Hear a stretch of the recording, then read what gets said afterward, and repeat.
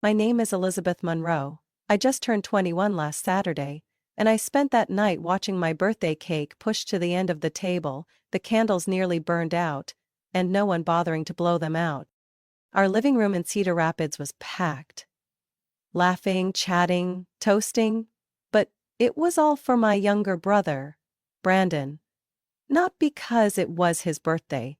No, it was because Brandon had just landed an internship with the Iowa State Attorney's Office. A great opportunity, sure, but why celebrate it on my birthday? Why hijack the very party I'd spent a month planning and turn it into Brandon's personal spotlight? I sat quietly in the corner, wearing an old denim dress I bought at Goodwill. Both hands clenched under the table to keep from shaking.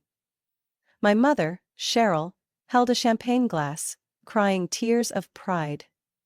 My father smiled like Brandon had just been nominated U.S. Attorney General. "My son was born for justice," Mom said loudly, making sure everyone could hear.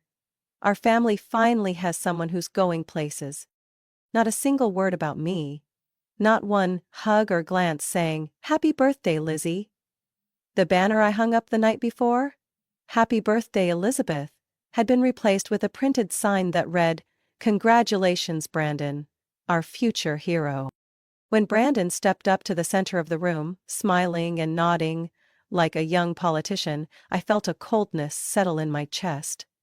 The only eyes that met mine were Grandma Marlene's and Tessa's, my best friend, peeking from the kitchen doorway. They knew. They saw it all. Brandon grabbed the microphone. "Thank you all for being here. This is the first step on my journey into justice." I stood up.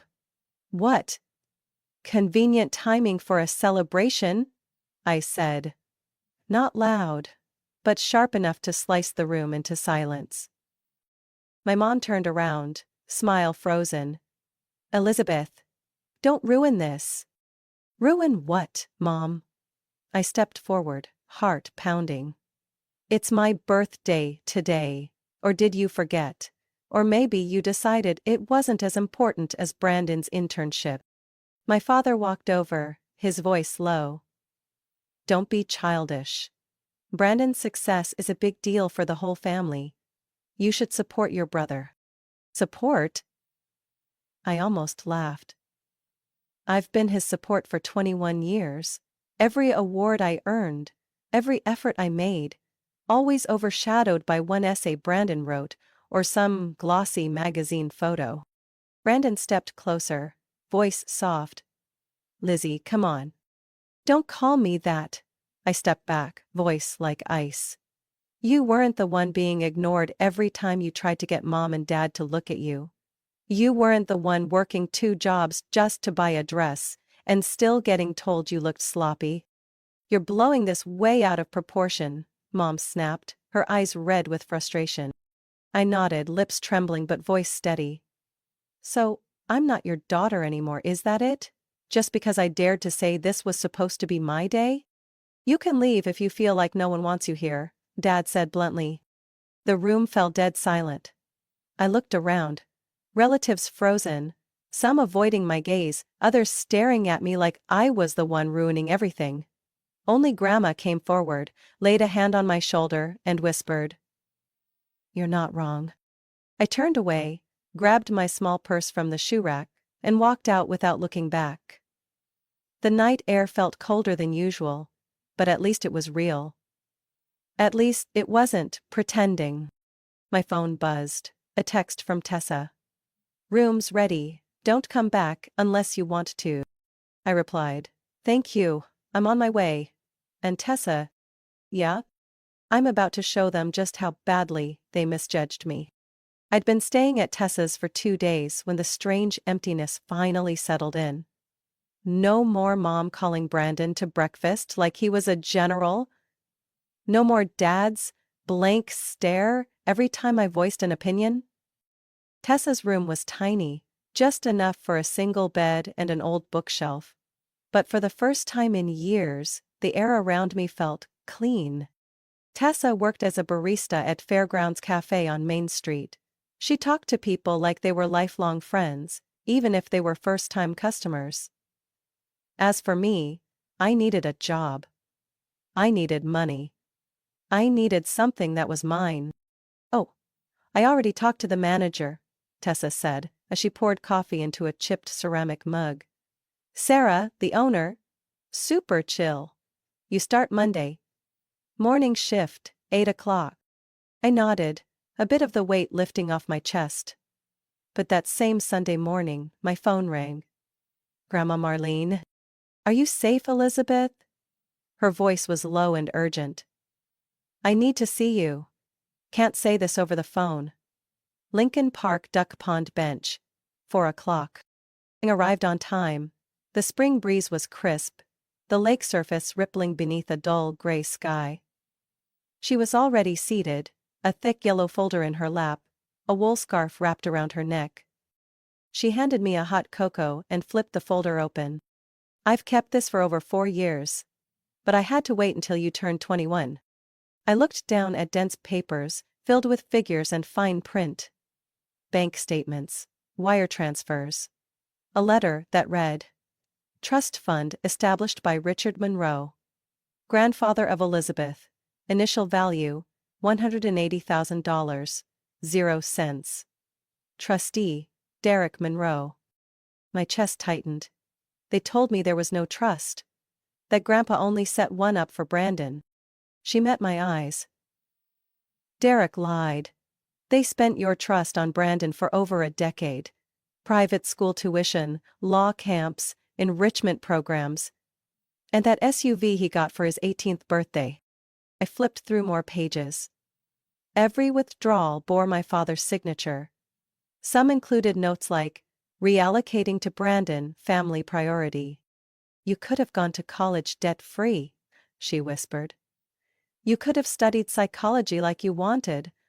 But they drained everything. I remembered that parent-teacher conference, in senior year, when I got a partial scholarship and asked to apply to NYU. Mom said we couldn't afford it. Dad said, be realistic. I sat frozen on the bench. Everything she said matched every fractured memory I'd spent years burying. Why didn't you tell me sooner? I wasn't allowed. Derek threatened to cut off all contact with you if I interfered. I closed my eyes, rage rising in waves. It wasn't about the money. It was the betrayal. They didn't just steal my future, they handed it to the son they worshipped like royalty. Do you have backups? She nodded. USB, print copies, scans. Your grandfather taught me.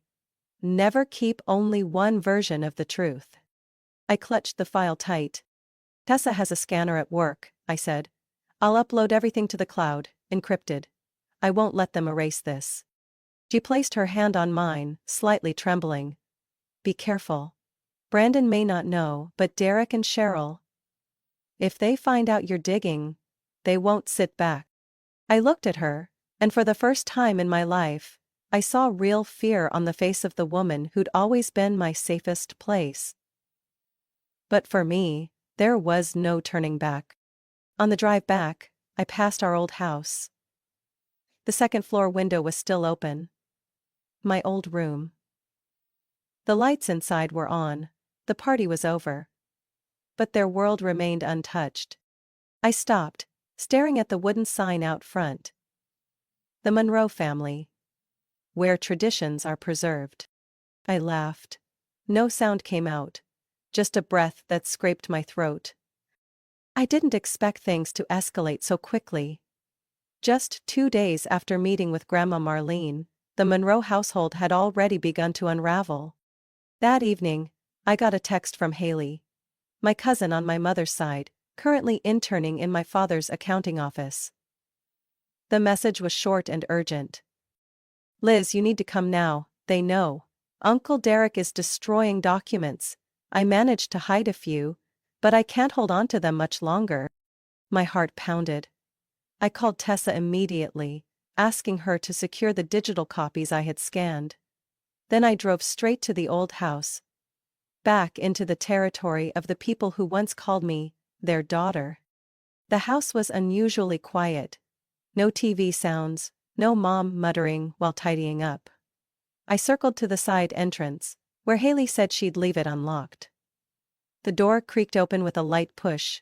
Inside, the glow from Dad's study flickered like a spark about to ignite. I tiptoed through the hallway, barely breathing. The sound of crumpling paper, a flicking lighter, and my father's low curses crept through the cracked door. Peeking in, I saw him tossing a stack of papers into the old fireplace. My mom stood beside him, pale-faced, trembling as she held a file box. A few documents still bore Central State Bank stamps. I lifted my phone and hit record. Video was too risky. Not if they caught me. "How much do you think Elizabeth knows?" Mom whispered. "No idea," Dad replied, his voice razor-sharp. "But if we burn everything before she acts, it won't matter. The trust can't be proven without the original files." "What about Marlene?" "I think she might have given something to Liz." Dad paused, flame flickering across his face, jaw clenched. "I told you not to let that old woman get involved. If Elizabeth has anything from her—" He didn't finish the sentence. Instead, he hurled the remaining files into the roaring fire.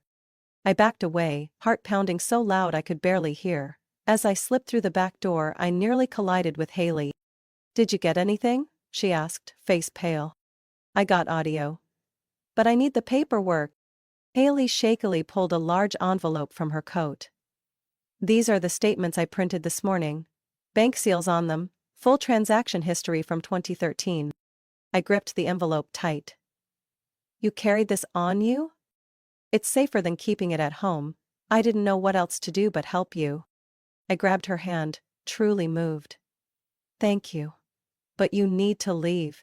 If they find out you helped, they won't let it slide." "What about you?" "I've got a plan." I uploaded the audio to a backup email account, encrypted it twice. Then, I had Tessa reach out to Grandma's lawyer, Harold Dean. The same man who handled my grandfather's estate. "He's trustworthy," Grandma said on the phone. "I anticipated this. And Elizabeth, I'm proud of you." That night, I lay in Tessa's room, poring over each page Haley had handed me, cross-checking them with Grandma's earlier scans. Every transfer, every number, every inconsistency lined up too perfectly. There it was. Undeniable proof. Over $160,000, 0 cents had been siphoned from my trust. Used to cover Brandon Monroe's tuition, enrichment programs, and his so-called talent development. I played the audio again, hearing my father's voice as casual as if he were talking about trimming the hedges. "We did it for the greater good. That girl had no clear future. Investing in Brandon made sense." I scoffed. Investing? In someone who'd been handed everything on a silver platter? My phone buzzed. A message from an unknown number. "I know you have the recording. If you're keeping it, watch your back." I stared at the screen. They knew. 3 days after the threat, I got an unexpected message from the last person I ever thought would reach out. "Brandon." He said just one line. "We need to talk." Alone. The location? Bluebell Bakery, on the corner of Elm Street. The place Mom used to take both of us when we were in elementary school. A choice that felt loaded. It arrived early. Brandon was already there, sitting by the window. No prosecutor suit, no confident smile. Just a gray hoodie, messy hair, dark circles under his eyes. For the first time in his life, my younger brother looked like a regular person. "I know everything," Brandon said before I even sat down. "The trust fund, the transfers, and the life insurance." I gripped my coffee cup. The warmth didn't stop the chill crawling up my spine. "Who told you?" "Mum," he said quietly. "Last night, I overheard her on the phone with Dad. She was talking about handling things early, if she keeps digging. They thought I was asleep." I said nothing, eyes focused on the street outside, refusing to meet his. But inside, I was screaming. Handling things early? They'd actually planned a scenario if I didn't stay silent? I didn't think it was this bad, Brandon went on. My whole life, I lived in a bubble they built for me. And I believed it. So, what do you want now? I turned to look him straight in the eyes. To help you, to expose everything. At the family gathering at Westfield Lake House next week. Everyone will be there. They can't hide it if you go public there. I smirked. And why should I believe this isn't just another setup? That you're not luring me there so they can handle me after all? Brandon lowered his head and slid a small USB across the table. This contains all the details of the life insurance policy Mom took out. $5 million. Payable only if you died before turning 21. It expired on your birthday. Each word landed like a hammer to the chest. She celebrated that day, I whispered, almost to myself. That was the same day she turned my birthday into your victory party. And I saw it all when I read the policy, Brandon said slowly. You had to survive your birthday for her to get nothing? I closed my eyes. Anger, hurt, fear. All of it built into one tight knot inside me. Then I opened them again, voice firm. I'll go to the lake house. Brandon nodded. You won't be alone. I already contacted Grandma Marlene's lawyer. Mr. Dean is preparing the files, high-res slides, all cross-referenced. And me? I'll be standing with you. Saturday afternoon, the Westfield Lake House looked like something out of a painting. Still waters reflecting the setting sun. The trees whispering in the breeze. It was peaceful, in the most artificial way. Relatives poured in from everywhere. Aunt Olivia from Ohio, Uncle Frank from Denver. Cousins I hadn't spoken to in years. My mother beamed, welcoming everyone in her sea-moose satin dress. My father stood by the entrance, wineglass in hand, wearing his signature navy suit. I walked in, shoulders square, gaze sharp. Brandon followed close behind, carrying the case with the presentation gear. Mr. Dean was already inside, standing near the reception hall, where an LED screen had been discreetly installed. You sure? He asked quietly. I nodded. They think this is a family reunion. But this will be their first trial. My mother stepped into the center of the hall, raising her glass. Dear Monroe family, she began. Today is not only a time to reunite, but to recognize the next generation. Brandon, who will carry forward our family legacy. Polite applause echoed through the room. I stepped forward. The spotlight caught me, just as I spoke. Before Mom says anything more, maybe everyone here should know how that legacy has been managed for the last 10 years. The room fell silent. I looked at Brandon. He nodded slightly. Mr. Dean hit the switch. The screen lit up. Documents appeared. Fund transfers, insurance paperwork, manipulated trust statements. Every line, every number exposed under the light like blood on snow. This, I said, is how my parents preserved our legacy. By stealing the trust my grandfather left me. By funneling it all into creating the perfect golden boy. And by setting up a replacement plan, in case I didn't cooperate. My mother stepped forward, face pale. Elizabeth, you don't understand what you're doing. No, Mom, I said slowly. You don't understand what I know. The air inside the Westfield Lake House banquet hall was thick like the calm before a storm.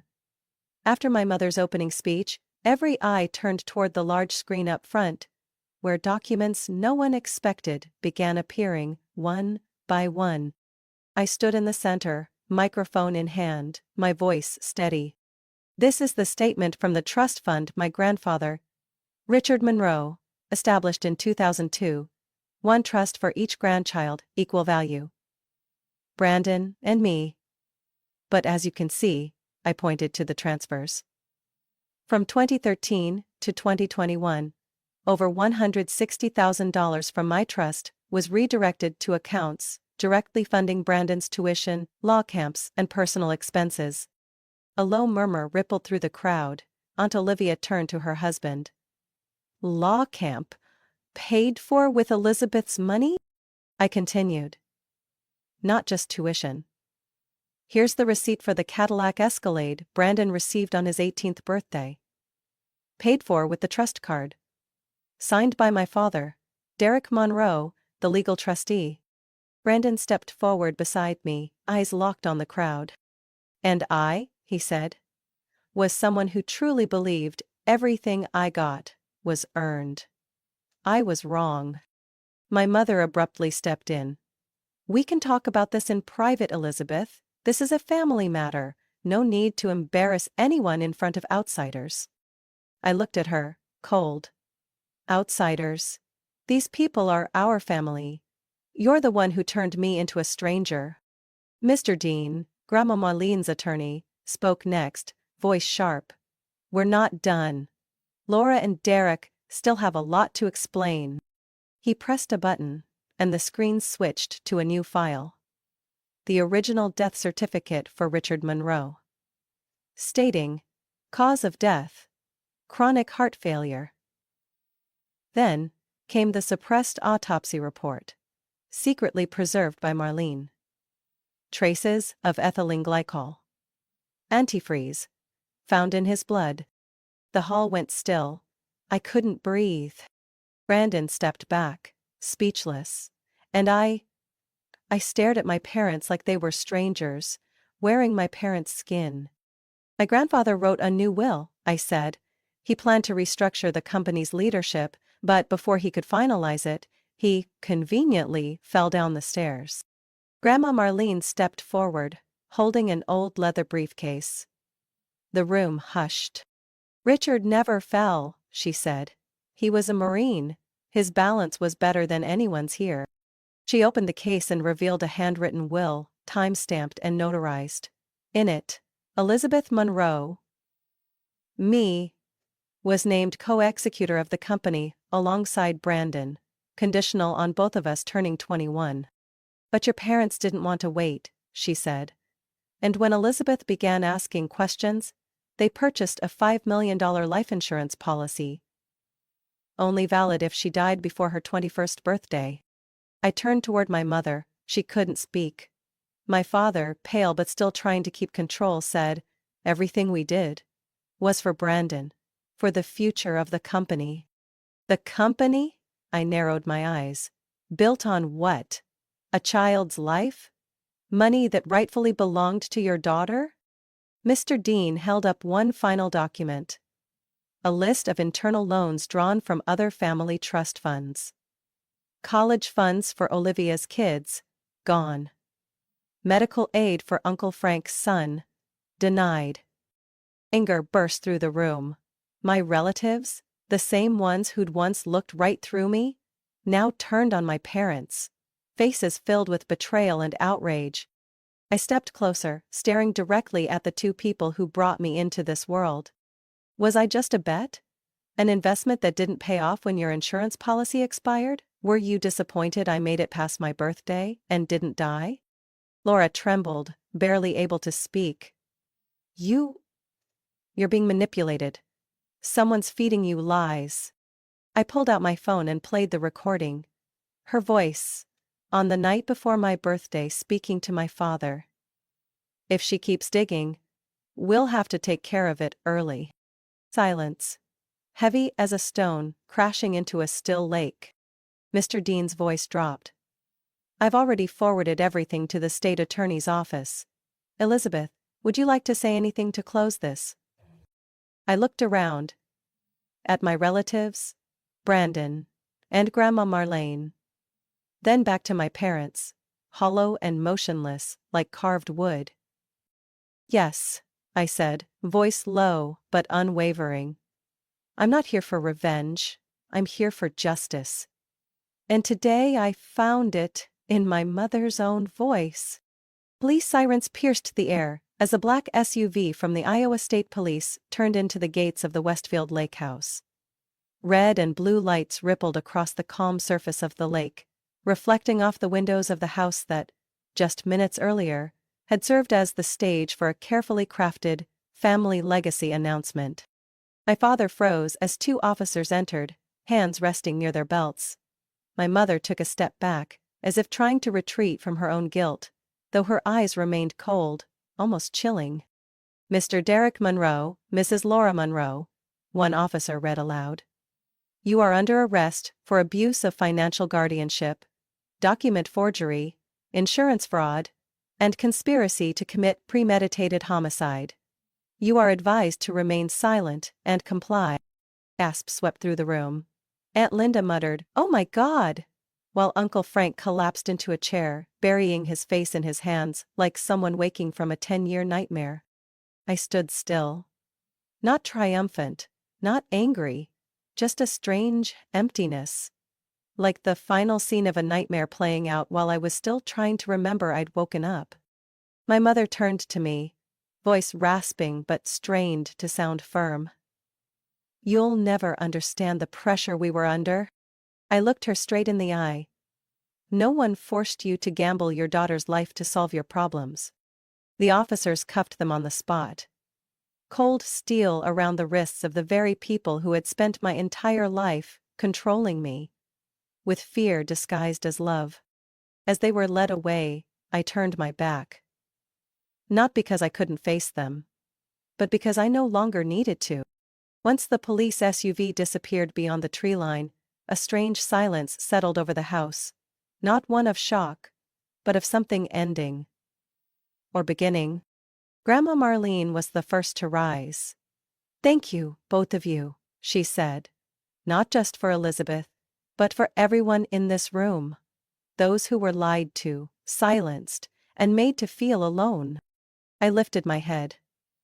Her gaze was both gentle and unyielding, like the way she once raised my father, but now used to repair the damage he had caused. Brandon stood beside me, voice steadier than ever. "I promise, every dollar taken from those trust funds will be returned to its rightful beneficiary.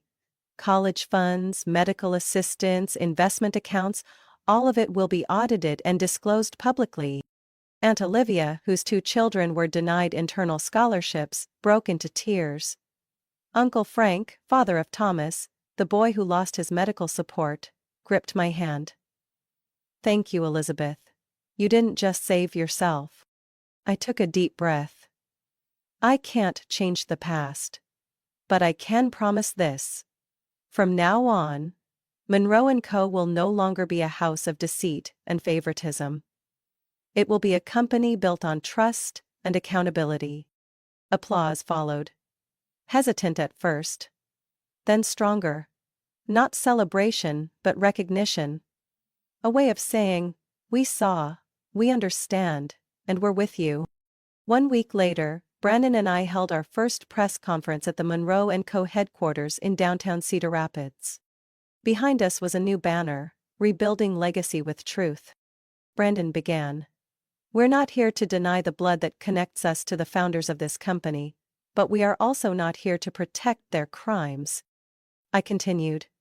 "For over a decade, financial decisions were made based on privilege and favoritism. As of today, every expenditure and investment will be reviewed by an independent advisor. And we're relaunching the scholarship program my grandfather created, the one that was derailed by greed." A reporter asked, "Elizabeth, if your parents contest this, are you afraid of getting dragged into legal battles?" I answered without hesitation. "I've been hurt enough to know what's worth protecting. And it's not someone else's reputation, it's fairness. For me, and for those who were quietly left behind." As the press began to leave, Brandon turned to me. "Do you think you'll ever forgive them?" I paused for a long moment before answering. "Forgiveness isn't for their peace. It's for mine. But forgiveness doesn't mean forgetting. And you know what, Brandon? You are a victim too. In a different way." He nodded, eyes heavy. "For the first time, I see everything clearly." I smiled. Not joyfully, but with relief. "And for the first time in your life, you're finally seeing the truth." 3 weeks after my parents were arrested, I received a handwritten letter from Grandma Marlene. The slanted, elegant handwriting was unmistakable. She didn't say much. Just one line. You should go to the old cellar behind the Willow Grove farm. Bring Brandon. Willow Grove had once been where my grandfather grew grapes and aged homemade wine. As a child, I spent afternoons there, learning to tie vines, distinguish flavor notes in different barrels. After he passed, the land was abandoned, never spoken of again. That afternoon, Brandon and I drove out to the farm. The wind picked up. Gray clouds gathered, like another storm was on its way. The old wine cellar was hidden behind rows of leafless pear trees. The lock had been replaced with a digital keypad. Next to it, a note, taped to the wall, read, "Elizabeth's birthday." I typed in the code. The door clicked open. Inside, the air smelled of damp wood and cold soil. Yet it was remarkably clean. In the center stood a large wall-embedded safe, covered by a faded gray canvas. Brandon quietly pulled the cover away. The safe was already unlocked. Inside, a small oak box, a thick envelope, and an old leather-bound journal. I opened the box first. Nestled inside was a gold and silver wristwatch engraved, "For EMB, when you're ready, not when they want you to be." Brandon exhaled. "ENB. Elizabeth and Brandon." I nodded, then picked up the journal. Pages upon pages of our grandfather's handwritten notes, spanning from 1980 to 2002. Each line revealed a truth no one had ever told us. He suspected his son, my father, of greed early on. He created 3 separate trusts, one for me, one for Brandon, and one for a nonprofit called R&J Trust, designed to support youth from abusive households. "Oh, Grandpa was beaten by his own father," I read aloud from one entry. "He never wanted a child to feel unloved the way he once did."